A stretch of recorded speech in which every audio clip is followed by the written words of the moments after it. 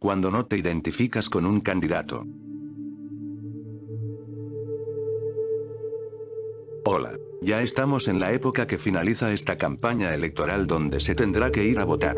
Y muchas personas nos recuerdan que es nuestro deber constitucional ir a las urnas y emitir ese voto. Pero ¿qué pasa cuando no logras identificarte aunque sea con un candidato? Y no me refiero a partidos políticos, sino aunque sea uno de los candidatos en contienda. ¿Qué pasa cuando no existe entre los candidatos esa persona que puedes decirle, confío en ti? Ya que uno al emitir ese voto, va implícito que existe una confianza para ese candidato. Pero uno ve las listas de candidatos o las papeletas y no sientes nada de empatía, sino asco o desprecio a ver esos rostros. Aunque directamente jamás te hubieran hecho daño, pero sabes que muchos de esos candidatos votaron por cosas que al final te perjudicaron a ti o y tu familia. Sabes que muchos de esos partidos se volvieron nidos de corruptos y delincuentes y que si existiera la justicia, muchos de esos partidos tendrían que ser disueltos. Por lo cual cuando me dicen que es mi deber ir a votar, yo les respondo, ¿por quién? ¿Quién vale la pena en depositar mi confianza? Antes era más fácil todo, ya que todo se dividía entre izquierda o derecha. Por lo cual solo debías ir a buscar el partido que se promocionara como de izquierda o como de derecha.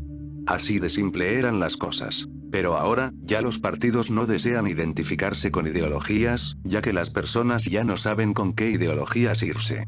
Ya que el país ha probado ideologías, como cuando vos, que te cambias una camisa solo porque se ensucia. Ya las personas quieren hechos. ¿Pero qué hechos quieren las personas? Ya es difícil creerle a alguien que promete cambios, porque los que lo prometieron lo cumplieron, pero claro que no significa beneficios reales para nuestro país. Vemos como políticos que entraron de clase baja pasaron a ser clase alta y se olvidan de los más necesitados. Vemos aquellos que pregonaban el combate a la corrupción, pues terminaron defendiendo sus actos de corrupción. Vemos aquellos que pregonaban el combate contra la criminalidad, pues terminaron haciendo treguas con ellos. Vemos que muchos le pidieron sabiduría a Dios en campaña, pero en el cargo piden ayuda a Dios para salirse con la suya. Vemos como muchos candidatos tapizan las calles con sus caras, te regalan comida, te abrazan y hasta quieren tomarse la foto contigo. Pero una vez que terminan la campaña, ya sea que ganen o pierdan, ya no pasan por las calles que tienen una cantidad de baches que parecen que estamos en la luna, ya no les interesa que si tienen comida las familias, ya no les interesa que si las familias sufren que les llegan a sacar de sus casas por grupos criminales, ya no importa. Ya nada importa, porque los verdaderos problemas solo se hablan durante las campañas, lo demás es escándalos de entre comillas vagos cierro comillas. O cuando oyes las propuestas de los candidatos del oficialismo solo puedes entender que serán las marionetas del gobierno.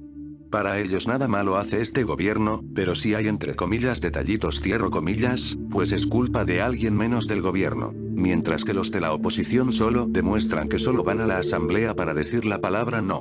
Ellos demuestran que solo están para decir no a todo lo que proponga el gobierno. Nada bueno hace el gobierno, y ellos se venden como entre comillas la mejor opción y son la salvación cierro comillas del país. Y eso es peor, ya que uno ya no sabe si identificarse con el oficialismo o con la oposición. Es por todo lo anterior, que no nos deben sorprenderse que hoy las personas ya no sientan ganas de ir a votar. En el mes de enero de este año, la UCA sacó una encuesta que reveló que un 71,5% de las personas encuestadas no se identificó con algún partido, mientras que solo 28,5% sí se identifica con un partido. La población que no confía en los institutos políticos crece más. Les recuerdo que en las elecciones legislativas del año 2018 solo participó un 45,73% de la población total de ciudadanos aptos para votar. Mientras que las elecciones presidenciales del 2019 solo un 51% fue a votar. Cada vez más personas prefieren quedarse en sus casas en vez de ir a votar, porque no creen que realmente existan cambios. Es cansado oír promesas de cambios y al final es más útil ir a la iglesia, porque ahí sí existe esperanza que suceda algo, no en las urnas.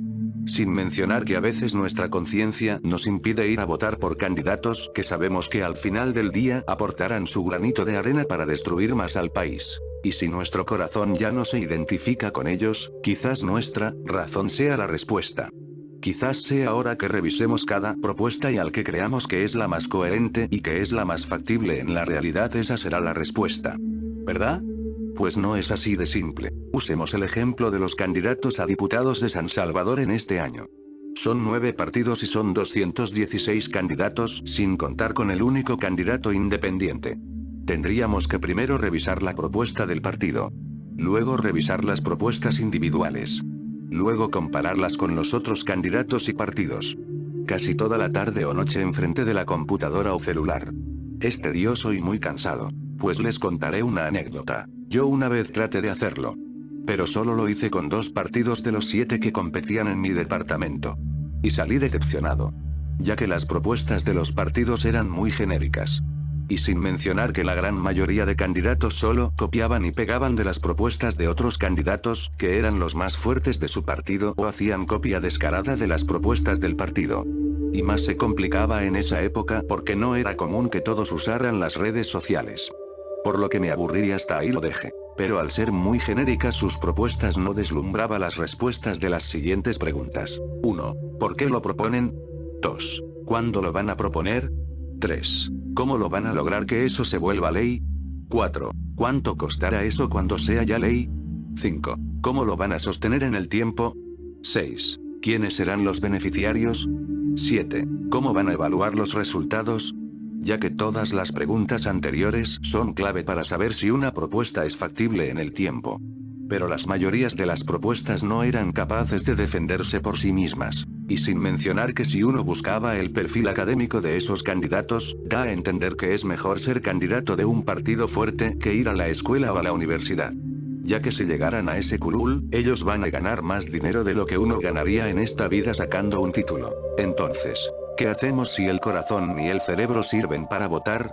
¿Debería anular mi voto? Pues eso no sirve mucho ya que ayuda a mantener el statu quo. ¿O debería ir a la urna a votar como robot al azar? ¿O debo votar por el menos peor?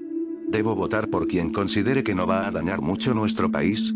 Aquí uno entiende que debe ser exigente con la calidad de los candidatos. Ya que uno, o al menos yo, rechazo ser identificado con la mediocridad política actual. Es cuando en este silencio electoral deberíamos reflexionar sobre el presente, pasado y futuro. Yo siempre lo he dicho, que al menos que exista un golpe de estado o fraude electoral, las personas obtienen los gobernantes que se merecen. Ya que los diputados actuales no llegaron ahí por panspermia o por magia. Ellos llegaron ahí porque hubo personas que se identificaron con ellos o confiaron en ellos. Por lo que las personas que piensan que en la Asamblea Legislativa existe ignorantes, basuras o lo peor del país. Yo les respondo que si existen esas personas así en la Asamblea Legislativa es porque existieron personas que confiaron o se identificaron con esos ignorantes, basuras o lo peor del país. Ahora les pregunto a esas personas, ¿qué hicieron por en el día de las elecciones? ¿Fueron a votar? ¿Votaron por esas basuras? Y si es así, ¿ya pidieron perdón por su error? Uno de los errores que tenemos todos los ciudadanos, es que nos creemos lo bastante inteligentes, que no nos pueden engañar y que somos capaces de identificar a embaucadores, pero los resultados de los últimos 30 años demuestra que la gran mayoría no son capaces de elegir bien alcaldes, diputados ni presidentes. Por lo que primero debemos tener la humildad en reconocer que somos humanos, y que nos puede venir el político más carismático del mundo y caemos en sus engaños. Y aun con todos los filtros que le impongamos, al final puede resultar en ser un corrupto o criminal. También debemos tener la humildad en decir, me equivoqué. Y también debemos aprender de los errores, ya que como siempre digo, una cosa es no vivir del pasado pero otra cosa no es aprender del pasado. Del pasado nos servirá para comprender si el próximo candidato se vende como un buen funcionario o como la segunda venida de Jesucristo. Los afiliados de los partidos políticos deben ser exigentes y pedir buenos candidatos. Ya que por más voto duro que sean, no creo que quieran que los identifiquen con la mediocridad. Aparte que recuerden que necesitan también de los indecisos, y si sus candidatos no son presentables entonces no ganarán. Y para eso uno debe primero alejarse de la propaganda electoral ya que nos distrae de lo más importante que son las propuestas. Si un candidato planea reelegirse deberíamos preguntarle, ¿por qué? ¿Qué han hecho para ganarse ese derecho de volver a ese curul? ¿Qué propuestas se volvieron ley? ¿Cuáles fueron sus grandes fracasos? Para los candidatos nuevos deberíamos preguntarles desde cómo se financia hasta por qué creen que harán la diferencia. Ya que en la vida real una sola persona no hace la diferencia en la Asamblea Legislativa. Lo que importa es la aritmética legislativa. Pero también es hora de analizar la historia del candidato, ya que eso nos ayudará a proyectar qué tan bueno o no es un candidato. Ya llegó el sujeto al poder gracias a tu voto. Ahora exígele. Es la palabra clave en el período de ese funcionario. Exigirle que cumpla con sus promesas. Exigirle que tenga un comportamiento intachable. Exigir que rinda cuentas. Y este punto es importante que la población entienda. Rendir cuentas no es un favor que nos hacen los funcionarios públicos, ya que manejan tus impuestos o sus decisiones pueden afectarte a ti y a tu familia. No ser tibios con la corrupción. Ya que con el tema de la corrupción no existen términos neutros. O estás a favor o en contra. Así que hay que señalar y condenar cualquier acto de corrupción. Así que para terminar este apartado, la palabra clave es exigir. Pero ¿qué pasa cuando llega el día de la elección y no tienes idea de por quién votar? No te puedo decir que votes por el oficialismo o por la oposición, o que no debes anular tu voto. Solo puedo decirte que votes como lo hagas, al final espero que te hagas responsable de tu acción. Bueno, esto sería todo. Es un tema muy interesante. Son pensamientos que deseaba compartirlos con ustedes. ¿Y tú, qué opinas? Comenta, dale like, comparte este video y suscríbete a mi canal como a mis redes sociales. Hasta la próxima.